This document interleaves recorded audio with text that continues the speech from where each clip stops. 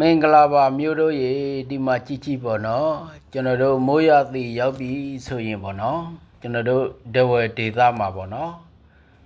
မျိုးရွာလေးမှာကြေးရွာလေးမှာပေါ့နော်ဒီလိုမျိုးရိုးရမုံပြားကိုနေရတိုင်းမှာရောင်းချ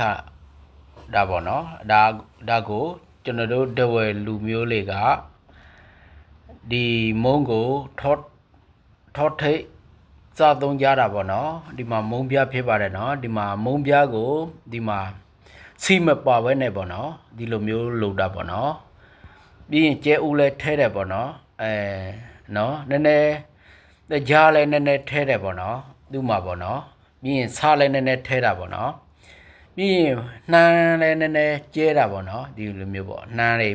ပဲတွေပေါ့နော်ဒီလိုမျိုးနည်းနည်းထဲတယ်ပြီးရင်အုံသီး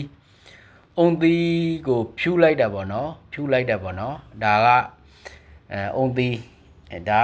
ပြောမစင်အစီအပြားလုံးဝမရှိတဲ့မုံတစ်မျိုးဖြစ်ပါတယ်ပေါ့နော်ဒါကိုကျွန်တော်တို့ရှေးရိုးစင်လာဒဝယ်လူမျိုးတို့စားသုံးတဲ့မုံဖြစ်ပါတယ်နော်ဒီမုံကိုဒဝယ်ကိုရောက်ရင်ပေါ့နော်နေရတိုင်းမှာဒီမျိုးမိုးရသည့်ရောက်ရင်ပေါ့နော်နေရတိုင်းမှာဝယ်